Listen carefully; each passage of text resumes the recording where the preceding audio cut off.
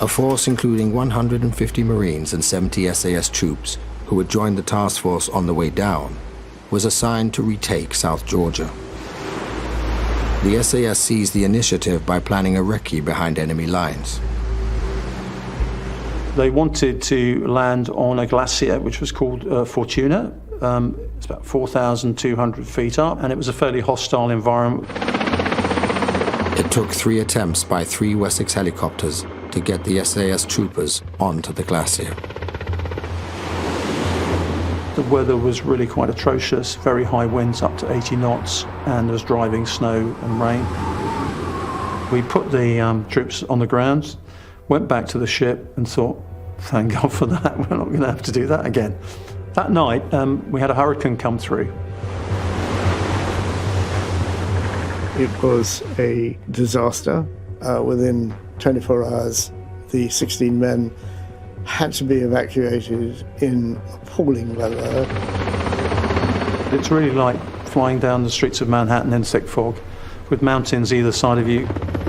Of the 3 helicopters that took off on the rescue mission, 2 crashed, fully laden with SAS. All survived.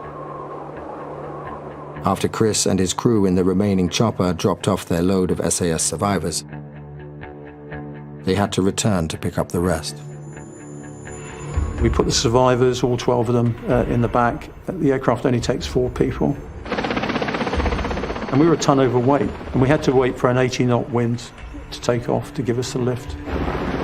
And I have to say, a little bit of me was saying, I wonder how they're going to explain this. We've just lost 2 aircraft, and our first sort of attempt to get on the island has gone badly. When dear old SAS screwed up on Fortuna Glacier, had they lost a lot of people, which they nearly did, I believe it might have propelled the government into giving up. Then luck and quick thinking intervened. And we then picked up a high-powered transmission from something. Now, there aren't many ships in the South Atlantic, especially not that far south. So we started thinking, who is operating this type of transmission? We went to have a look at it. Ian, my first pilot, said, it's a submarine.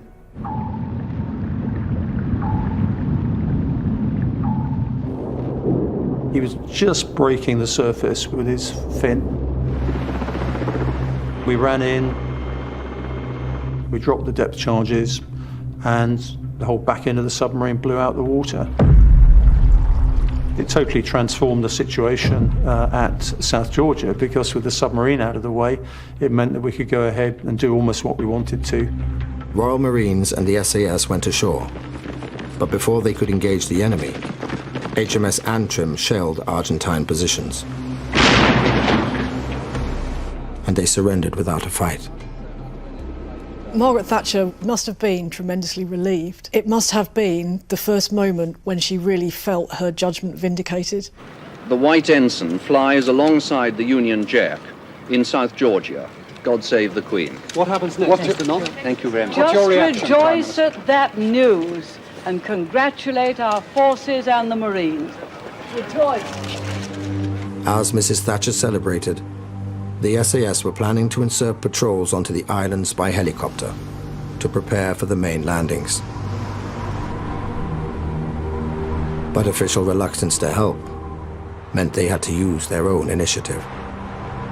Admiral Woodward, the planning conference, asked me who I was and what my contribution could be, which I told him.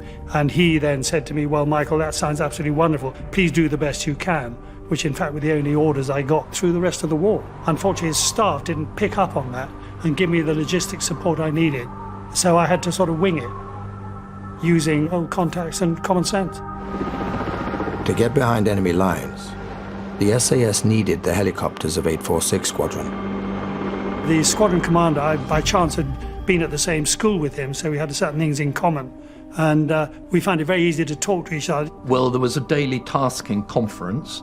I tended to take the brief and then go and talk to Mike, and he would tell me what he actually needed. Throw the rule book to the wind, get on with what you know is best, work together, and let's win this war. And that's exactly what we did.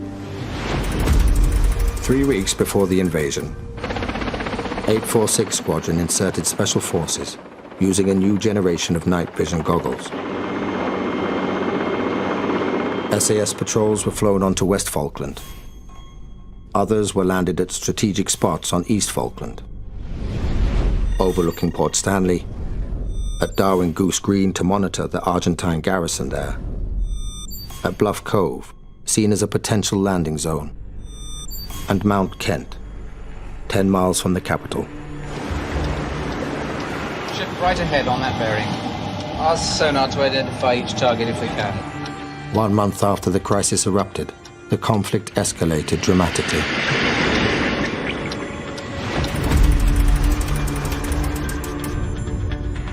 The British submarine Conqueror sank the battlecruiser Belgrano. 323 Argentine sailors were killed.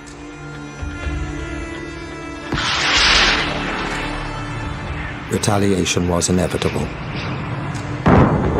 It's a right-hand ship. The right-hand ship is Sheffield. 20 British sailors died after HMS Sheffield was hit by an Exocet missile. It was a sobering moment of, this is it, you know, it started. The loss of the Sheffield highlighted the vulnerability of the task force as it closed in on the islands. The manuals say that you should not have an amphibious landing unless you've got air superiority, and here we are without air superiority. To help protect the fleet, a secret weapon was needed. It came in the form of a wing commander from the sales department of the Ministry of Defense, now speaking for the first time about his exploits. My job was to be totally covert. Without this information, we would have lost the war.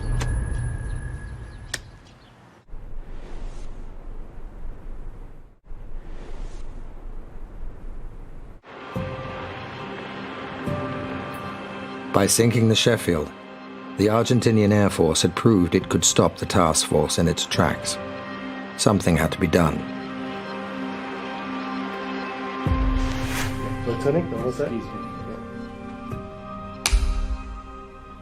My name is Sid Edwards. I was a wing commander at the time of the Falklands War. I was mowing the lawn in my little house in the Thames Valley when my wife threw the kitchen window open and said, "Darling, there's an air marshal wants to talk to you from London." I answered the phone and he said, "How long will it take you to get to Northwood?" And I said, "About an hour, sir." And he said, "Well, make it 45 minutes, I'll be there at the main gate." When Sidney Edwards met his boss, Ken Hare, at Northwood, he was offered an unusual mission. There were more senior officers than I've ever seen in my life. And then Ken Hare said, "Wing Commander Sid Edwards is going to be going out to Chile." That was the first time I'd heard that I was going to Chile. And so I was a bit surprised, to say the least. For the first time, Sid Edwards talks about his cloak and dagger mission to help protect the task force from Argentinian bombers. The cooperation I got in Chile was absolutely first class. I was dealing with the Commander-in-Chief of the Chilean Air Force, working directly with President Pinochet. Britain, now in bed with a dictatorship almost as brutal as the Argentine junta, negotiated access to vital radar warnings of impending Argentine air attacks. I discovered that the radar cover from Punta Arenas, which is in the south of Chile, gave very good cover of the Argentinian airfields in the south of their country. And I thought that would be very good if we could get that information as live as we could directly to the fleet. To pass this intelligence on in time, an SAS team armed with one of Bucky Barris's new portable satellite telephones slipped into Chile.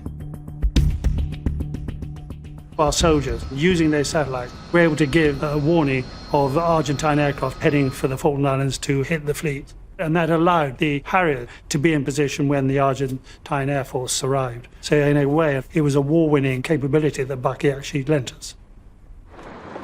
Chile's secret contribution didn't stop there. Well, I was asked if we could base a Nimrod intelligence gathering aircraft in Chile. I passed this request on to the Chilean Air Force, and they said, yes, you may, but you can't put it on mainland Chile. So Sid helped put the RAF spy plane onto a Chilean island in the Pacific to eavesdrop on Argentine air movements. Many of the skilled Argentine pilots still got through, but at least now there were warnings of some of the raids.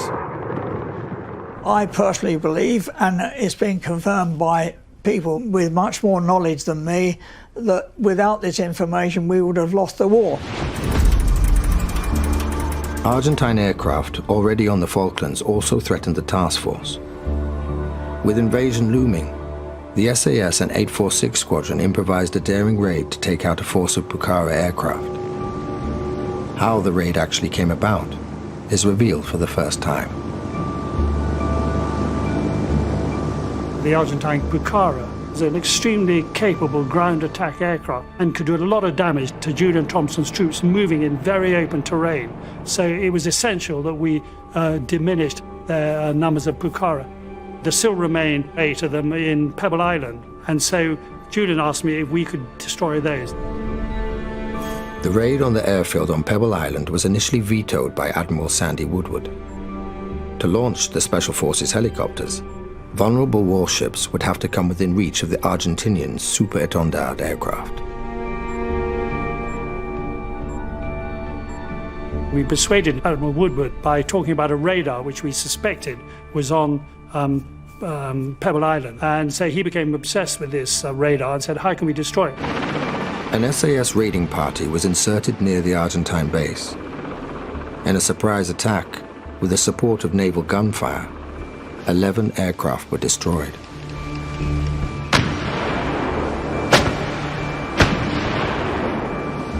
Afterwards, Admiral Woodward had a burning question.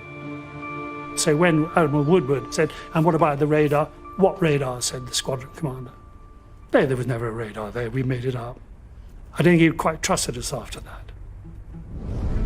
After considering several plans, task force commanders decided on a landing in San Carlos water. From there, they would attack the capital Port Stanley, 50 miles away. Speed was essential. The South Atlantic winter was looming. Back in the UK, the Welsh and Scots Guards and Gurkhas who made up 5 Brigade were ready to sail, a month after the first flotilla. I think most people were surprised at the 2 battalions that were sent because both Guards battalions had not really had an opportunity to deal with the survival conditions they were going to face in the Falklands. The Guards tell a different story. We were fit, we were trained, psychologically, we were prepared for it. The battalion was in good shape. Sailing with 5 Brigade and its boss Tony Wilson was Royal Marine General Jeremy Moore. On his arrival in the Falklands, Moore would assume overall command of the land forces, allowing Julian Thompson to focus on the battles to come. Before departing England, Moore was questioned about his strategy. Very senior British Army general said to him, so what are the plans for after the landings have taken place? Jeremy Moore said to him, there are no plans. He said, but there have to be some plans. He said, I shall decide what the plan for onward movement from San Carlos water will be after I've got to the Falkland Islands. But he didn't get to the Falkland Islands till the 30th of May, when the war was almost over. In the meantime, Julian Thompson and his men pressed on with their own strategy for winning the war.